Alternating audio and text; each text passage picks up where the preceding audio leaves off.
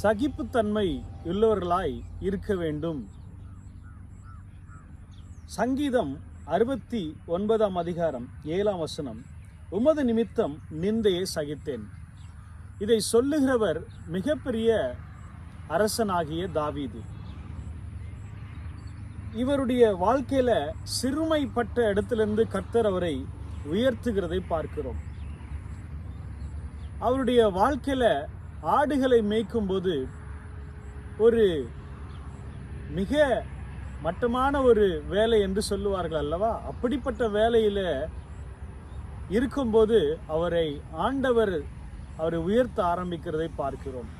ஆண்டவரை அவரை பாட துதிக்க 150 சங்கீதங்களில் 100 சங்கீதங்களுக்கு மேலாக எழுதின ஒரு தாவீதை அவர் மிகப்பெரிய அரசனாக கர்த்தர் அவரை உயர்த்தினார். அந்த ஒரு தாவீது நிமித்தம் மொத்த இஸ்ரவேல் தேசத்திற்கே ஒரு ரட்சிப்பை கர்த்தர் கட்டளையிட்டார். அதே போல நிறைய யுத்தங்கள்ல அவர் மிகப்பெரிய வெற்றிகளை 90% மேலாக வெற்றிகளை குவித்த ஒரு பெரிய ராஜாவாக இருக்கிறார். அவர்தான் பாருங்க, தாவீதின் குமாரன் எனப்பட்டார். இயேசுவுக்கே அந்த ஒரு உயர்வான ஒரு இடத்துல தாவீதுடைய பேர் அடிபடுகிறதை பார்க்கிறோம். அந்த குருடன் கூட சொல்லுகிறான், தாவீதின் குமாரனை எனக்கு இறங்கும் என்று சொல்லி. அன்பிற்குரிய தேவ பிள்ளைகளே, இவர் மிகப்பெரிய ராஜாவா இருந்தார். ஆண்டவர் சொன்னார், இவரை குறித்து சர்டிபிகேட் கொடுக்கும்போது தாவீது என் இருதயத்துக்கு ஏற்றவன் என்று சொல்லி சர்டிபிகேட் கொடுக்கிறதை பார்க்கிறோம். இவ்வளவு பெரிய நன்மைகள், உயர்வுகள், ஆசீர்வாதங்கள் அவருக்கு கிடைத்த போதிலும் கூட, அன்பானவர்களே, இந்த தாவீது சொன்ன இந்த வார்த்தை தான், உமது நிமித்தம் நிந்தையை சகித்தேன். ஆம் பிரியமானவர்களே, ஒரு மனிதனுக்கு புகழ்ச்சிகளே, நன்மைகளே, நல்ல காரியங்கள் மட்டும்தான் நடக்க வேண்டும் என்பது கிறிஸ்துவ வாழ்க்கை அல்ல. இன்னொரு பக்கம் வேதனையின் வழியாக, பாடுகளின் வழியாக கடந்து செல்வதும் ஒரு வகை வரலாறு தான். ஆம் அன்பானவர்களே, 2 சாமுவேல் 16 அதிகாரம் 12 சொல்லுகிறது, ஒருவேளை கர்த்தர் என் சிறுமையை பார்த்து இந்த நாளில் அவன் நிந்தித்த நிந்தனைக்கு பதிலாக எனக்கு நன்மையை சரி கட்டுவார் என்றார். தன்னுடைய அப்சலோம் மகன் நிமித்தமாய் இந்த பாடுகளை, துன்பங்களை அனுபவிக்கிறதை பார்க்கிறோம். பிரியமானவர்களே, நீங்களும் கூட உங்களுடைய உறவினர்களோ, நண்பர்களோ, தெரிந்தவர்களோ, நீங்கள் அவர்களுக்கு நன்மை செய்தால் கூட, எவ்வளவுதான் நன்மை அடிக்கடி நீங்கள் செய்து கொண்டே இருந்தாலும் கூட, உங்களை குறை கூறிக்கொண்டே இருக்கிறார்களா? உங்களை அற்பமாய் நினைக்கிறார்களா? உங்களை அவமானப்படுத்தி கொண்டே இருக்கிறார்களா? ஆம் பிரியமானவர்களே, கர்த்தர் நிமித்தமாய் அந்த பாடுகளை நீங்கள் சகித்துதான் ஆக வேண்டும்.